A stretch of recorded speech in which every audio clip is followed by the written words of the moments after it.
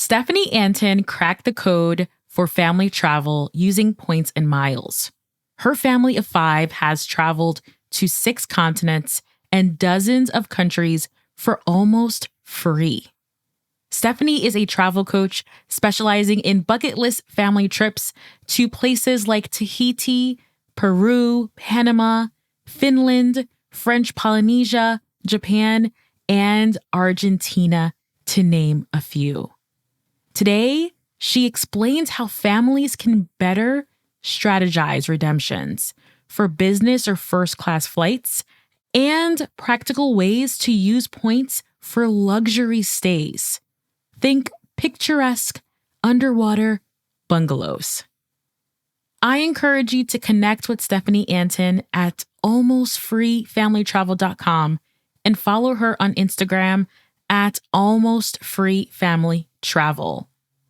Stephanie is hooking up listeners of the Thought Card podcast with an exclusive promo code to save $50 on her travel coaching program, where you'll learn how to use points and miles on family vacations and honeymoons.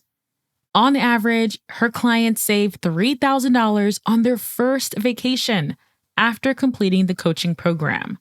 Use the promo code ThoughtCard for a $50 discount. The links to all the resources mentioned are in the episode description and the accompanying blog post, which you can find over at thoughtcard.com. Welcome to the Thought Card, a podcast about travel and money, where planning, saving, and creativity leads to affording travel, building wealth, and paying off debt. We are the financially savvy travelers. All right, Stephanie, I'm excited to chat with you today, especially a couple of reasons. Well, I am expanding my family. Like, we have a 2.5-year-old. So family travel is still something that I feel it's very new to me. And it's something that I want to keep travel as a core value of our family. So I love being able to talk to more experienced parents and families because I can glean so many insights. So I'm excited to chat with you. I do want to start with the beginning of your travel journey with your family, because a lot of times affordability comes to mind as you have a larger family, and also luxury travel becomes a question mark for a lot of people as well. So when did you realize that travel could be affordable and also luxurious for large families? Yes, that's a great question. And thank you for having me. I realized when, as you were talking about your family expanding and keeping travel as a core value, I realized the same thing. And so when my oldest was going into high school, I realized I only had about 4 years left before her schedule was going to get much busier. And maybe we wouldn't have the opportunity to travel as a family. So that's when I started looking into how can we take big trips. And I wanted to take longer trips because really it takes you a few days to kind of get into travel mode and to relax once you get somewhere. And then you have that middle part. And then at the end, you kind of start getting a little anxious about getting back into your real world and getting back to your home. And so really the magic happens in that middle part. So I thought, how can I make that middle part a lot longer? But there are 5 of us in our family. So it was, well, how can we take really great trips? Because they got to be great to have the kids want to come along, right? But also make it affordable. So I looked into a lot of different strategies, starting with home exchanges and also renting out my own home. And then I also was looking into points and miles. And really a combination of those is really the strategy I used to make family travel happen. And that first trip we took was to Thailand and Japan, and we went for a month. We actually made money on the Thailand part of our trip. Now, we spent a lot of money in Japan, but I'll talk about those kind of strategies later on in our conversation. I can't wait to hear. I can't wait to hear all the details. I literally had listened to another podcast that you were on to prepare for this one. And I texted my husband, I'm like, let's plan Thailand 2025. Hear me out. Hear me out. Because I was feeling so inspired. So I can't wait to hear all of your tips and strategies and all of that. Yeah, and I'll send you my itinerary. I have a Yes. great itinerary. Oh, For incredible, incredible, incredible. What about points and miles attracted you compared to the other different opportunities out there to afford travel for your large family? What about it?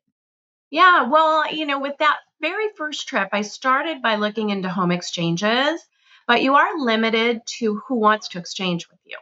And also, I'm not so much a fan of staying in one place for an extended period of time for this type of trip. Something to think about with family travel are the interests of everybody who is in your family. And sometimes, they don't want to spend a whole month looking at museums or in cities. Maybe it's better to spend a little bit of time in the museums and then spend another portion maybe in nature somewhere. So that's something to look at. So the home exchanges weren't really working for what we were looking for. I was looking at renting out the house, which we actually did for many, many years. We rented out our house while we were gone, and that helped a lot with paying for vacations. But then you need more. I mean, if you can get the flights for free, that's a big chunk of your travel budget taken care of. So that's kind of the strategies that I've been using.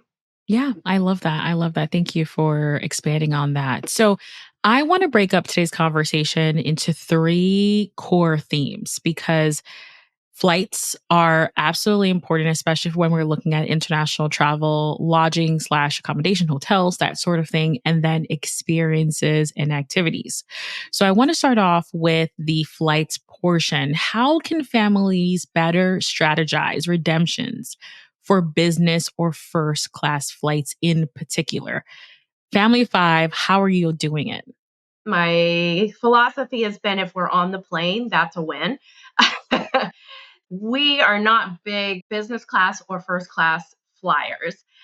But that being said, some of my clients that I've been coaching in the travel coaching program, they do want to fly business class or first class, or we're finding that the niche right now that's a really interesting class is your premium comfort or your premium economy class, which I was checking yesterday.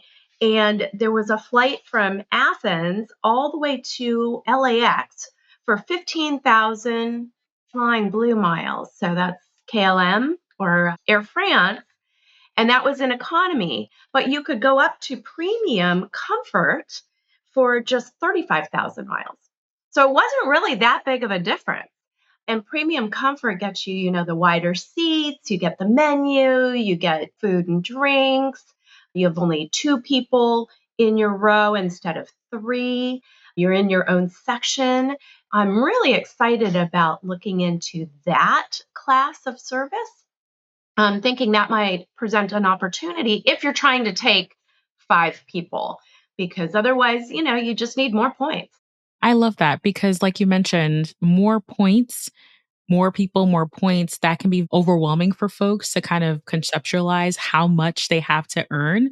But I do love how you mentioned considering that premium cabin could be a bit more than economy. You're spending a little bit more, but it won't necessarily break the bank when it comes to your points and miles. So I do love that.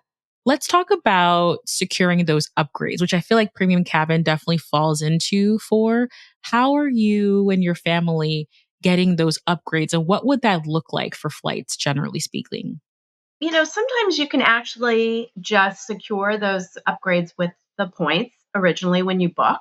Some of the airlines will have a bidding system where a couple days before your flight, they'll actually offer you a chance to bid on an upgrade. I have one client, she just bidded the lowest amount and she really didn't think she was going to get it. And then lo and behold, they were like, all right, you got it. And I think she paid, I don't know, $100 or something. And she got an upgrade up to business class. And she said it was great. She's not sure she can ever fly economy again, but she really enjoyed that. So that's a strategy to use. I love that. I love that. I know as a Delta Sky Miles flyer, like I get an option where I can be bumped up, but it's not predictable as well. So some upgrade offers can be built into whatever class you are with whatever airline you're flying with. It can be built in as well. So these are all things 1,000% to consider.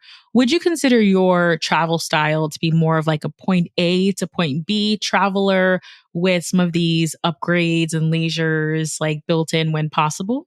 Yeah, like I said, my philosophy's always been just to get on the plane, but I like to splurge on the luxuries when I reach the destination. So recently, we stayed in the overwater bungalow in Tahiti, or we've climbed Machu Picchu in Peru. We've sailed on a catamaran in the islands off Panama. So that's where I like to kind of focus on the luxury part. I'm only 5'2", so for me flying, I can just curl up in the corner, so it's okay. But I really enjoy once we get there. All right, let's segue to the hotels section area now. So, talk to us about hotels. How can we use our points for higher end stays like the overwater bungalows in Tahiti, for example?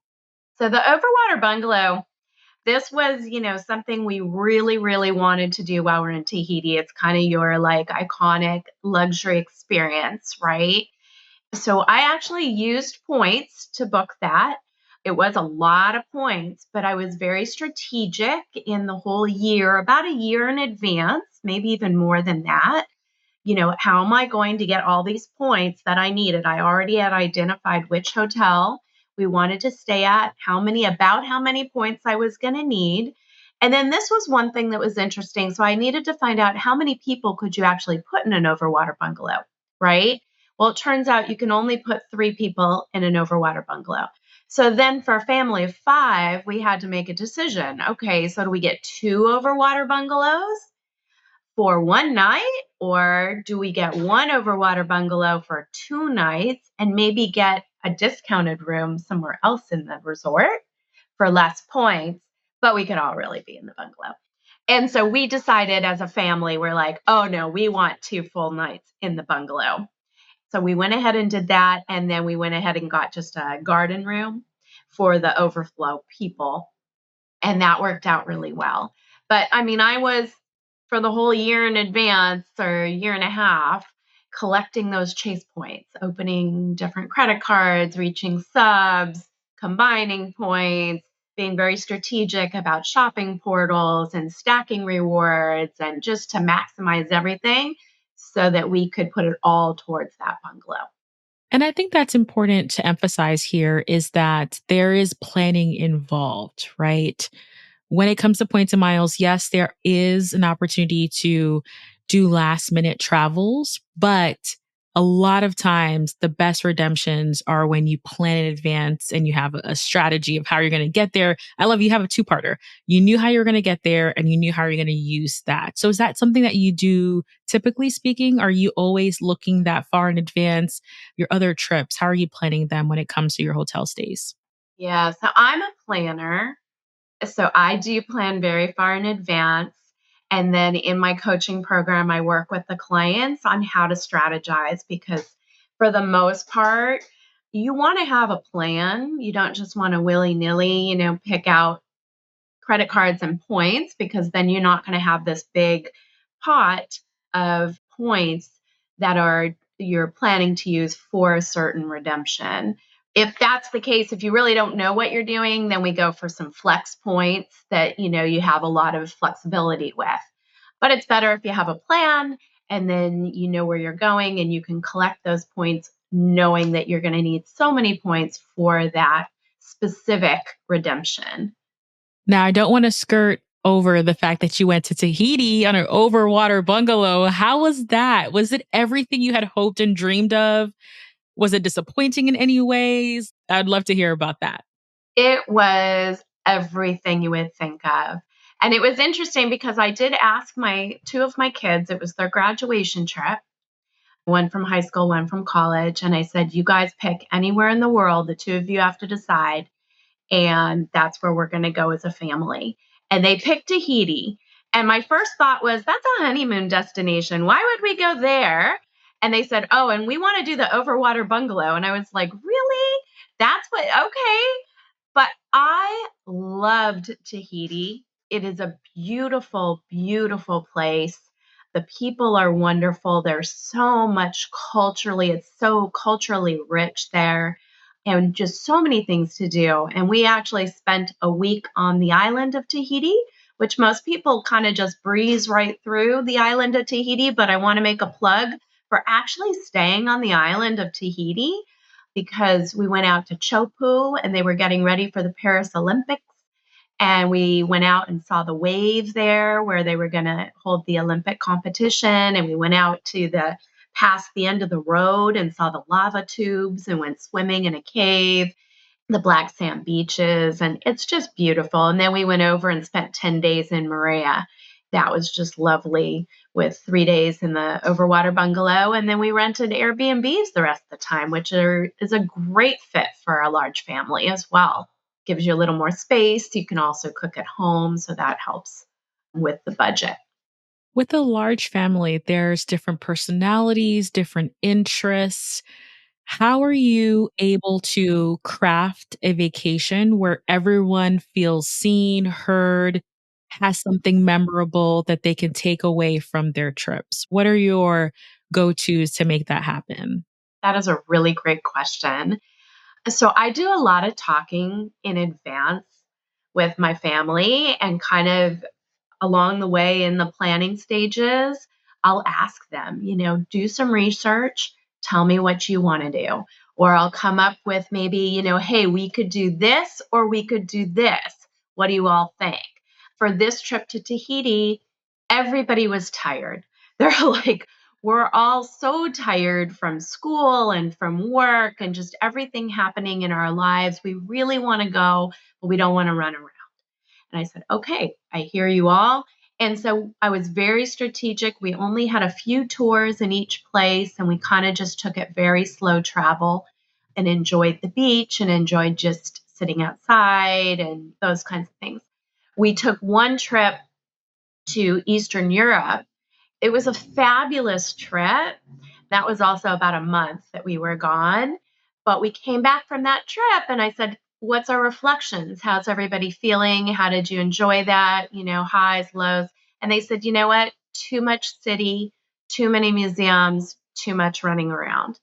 Said, fair. We should have spent some time in the cities and then taken maybe a week and gone to the country and, hung out at a lake or in the mountains or something. So the next trip we did, we spent a couple days in the city. We went to Panama.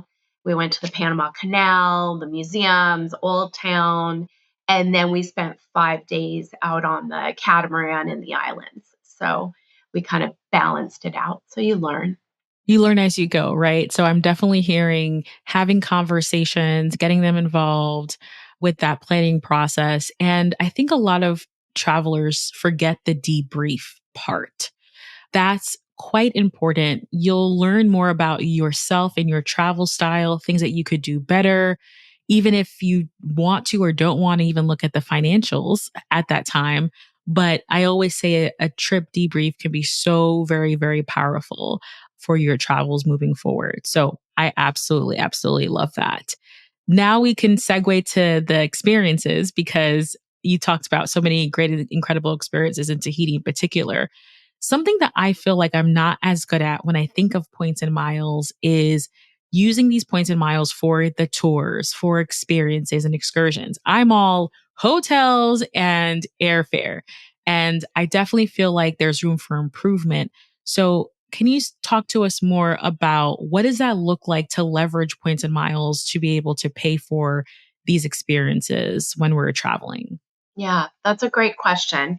And, that is why I named my company or my blog Almost Free Family Travel, because it's very hard to do completely free travel, So I do feel like it's a huge win if you can get your flights for free on points and you can get your hotels for free on points. That really frees up a lot of your budget then for those experiences. But that being said, it's nice to get some of those for free too. And one of the ways that I do that is through my Capital One points, just because you can erase those travel purchases. And you have 90 days to do that. So I will put a tour or something on my Capital One, and then I will start chipping away at that tour until I can erase it. So when we went to Tahiti, we did rent a car for the entire time we were there. And it was about, I think, about $1,300. And so I did put that on my Capital One card and then just chipped away at it and ended up erasing that whole purchase. So that's really how I do that. I did look into, apparently, you can use points and miles through the Chase Travel Portal. Also, IHG, Marriott, Wyndham, Hyatt, and Hilton have experiences listed on their websites. I personally have never done that, but it is something I might look into and see. I don't know if it's the best redemption of use of your points, but it is an option. So that would be a way to do it too. Absolutely. I'm a big Capital One fan. I also use my Wells Fargo card to erase purchases as well. I have an autograph card. So I love that. It's easy to use and you can just wipe it all away. So great. Those are absolutely fantastic.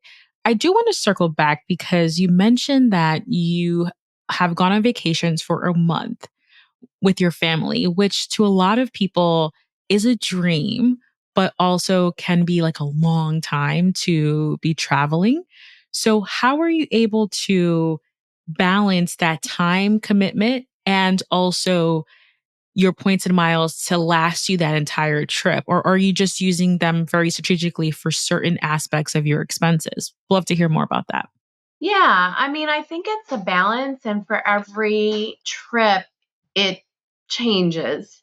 For example, for Tahiti, I was able to, we stayed in an Airbnb for a week. We went to the hotel for 3 days, and then we stayed in an Airbnb for another week.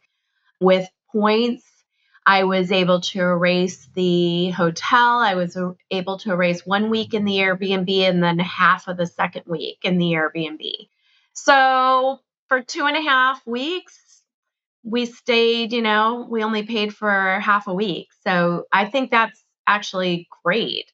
We ended up for Tahiti, I think the whole trip cost about $5,000, but I estimate that we saved about $15,000. So the trip would have cost about 20,000 and it cost 5,000. So that's what I mean by almost free, right? I mean, $5,000 for 5 people for 3 weeks, almost 3 weeks in Tahiti, that's pretty good. Yes, that is absolutely amazing because we spend more on that on our Disney trips. So so absolutely, absolutely. I love that. So I'd love to also talk about combining, right? Cuz what you just mentioned is the flexibility and combining different strategies, whether it's having purchases erased, actually using points and miles, maybe doing transfer partners, right? There's so much that is involved to put these trips together. Do you have any money saving hacks that are your go tos that are very easy for people to think about and implement as well? Yeah, I think money saving hacks is just remembering to use those shopping portals when you're doing any online shopping, stacking rewards, optimizing your everyday spending, really being very strategic about earning your points so that that way you have them ready when you want to redeem for these trips and you can use them in different ways and really having the flexibility of different points too. Sometimes when I look for flights for 5 people, sometimes you have to look, pretty hard on, okay, how am I going to get all 5 of us to this destination? And sometimes I will actually put 2 people, we'll all be on the same flight, but we'll get there in different ways. So I might book a couple of tickets through the Chase Travel Portal. I might book one through the Capital One Travel Portal. I might use American Miles for another one. I might use Flying Blue for another one, but we're all on the same flight, right? So it just kind of piecing it all together and being very strategic about it. Absolutely. And that's something that I do appreciate. A lot of times there's an assumption that, oh, it's just going to be just all one swoop. And with larger families and larger parties, that may not always be the case, but that flexibility, that creativity. And that's what I think the essence of financially savvy travel is that creativity. And I think, Stephanie, you're super creative to be able to make all these work. And that's the magic. That's truly the magic of how to make it work. Do you have any other go to money saving hacks that you like to use when you are planning vacations as well? Oh gosh. I mean, I'm all about free breakfast. So I definitely look for hotels that have free breakfast. I also am huge on lounge access in the airports. So through whether Priority Pass or the Capital One lounges, because I just think it just makes travel with a family, it just makes everything a little bit smoother. And it also is a way to, cut down on those budget issues as well. If you can have breakfast included, and then, that probably takes care of maybe lunch too. That helps a lot in traveling as a family. Which Capital One credit card are you loving right now? I know I have probably the basic one, the Capital One Venture. Are you looking at the Capital One Venture X? Is that where the Priority Lounge and lounge access is? Yeah, so I actually have the Capital One Venture X card because you have the lounge access. But the other thing is you can add authorized user for free on the Venture X, and they also get lounge access. So all three of my kids are authorized users on there. They travel a lot because we travel a lot without me. And then they're able to go in the lounges and they can take two guests with them as well. So they're very popular with their friends. Oh, I love that. That's like one of those hacks that having a large family, like you know that because you have a large family and you're able to make that. I absolutely love that. Okay, so that's going to be a card that will be on my definitely consideration list as I'm continuing to move forward. I love that. Thank you so much for sharing that. Okay, so as a large family, is there anything else beyond points and miles that you're thinking about when you're planning trips or even just like daydreaming about what's possible for you coming up? The most important thing when planning for a large family is being flexible. Flexible with dates, flexible with maybe cities or places you're going to go. We went to Chile and Argentina a couple years ago, and I remember I was looking and I was watching the flights open, and it was a really good deal, and I went ahead and I just booked us one way down to Chile, and I was like, "Oh, let's cross our fingers that I can get us home," And we did. We got back to I was able to get us to Houston, and then I had to buy tickets from Houston to back to California. But then eventually it opened up and the airline just refunded me, and I was able to use my points to do that. So just being flexible kind of with that large family and how you're getting to and from. Sometimes I'll look at different dates. Maybe some of us will fly on one date and then somebody else will come a day later because that just works out for points and miles and for how it's going to work out, or looking at different cities. If you're going to Europe, you can fly basically into any city at this point. And then flights once you're in Europe are super cheap. So then you just pay to fly from one place to the other. So I think flexibility is really the number one when you're flying as a large family. What does your family think about points and miles now? I feel like it's kind of like this skill, right? This skill that we're passing on to our children. And I don't think we think about it sometimes about like that, but it is true, right? I feel like if my mom had these skills to pass down to me, it would have like just doubled what I could have done, right? So it just how are your kids thinking about travel and are they also interested in travel hacking as well? Oh, yeah. Yeah. No, my kids get it. And they're always texting me and they're like, okay, what credit card should we put this on? Which one? Which one do we use? No, they get it. And once we added the lounge access, oh, yeah, then they were sold because they're like, this is great. So yeah, they love it. They have traveled for free all over the world on their own. They always call mom before they book anything. Oh, I love that. I love that. I can't wait for me to be able to do that with my family as well. So thank you for that. So for financially savvy travelers who are absolutely inspired by this conversation, the tips that you shared, and the potential opportunities that they can tap into as a large family, what are some of your favorite travel destinations that you've traveled to together? I have so many favorite travel destinations. I think if you asked my kids, they always go back to that first trip that we took to Thailand. They really, really enjoyed that. It's such a great mixture of cultural and historical, and the people are really nice. And then there's also nature there. So it's a really great mix. So it just makes for a wonderful family vacation. We've also gone to Peru, which was just, we loved Peru. We loved Argentina, was just beautiful. We went to Mendoza and enjoyed the wineries up there, and then went down to the glacier and hiked the glacier in Patagonia, which was spectacular.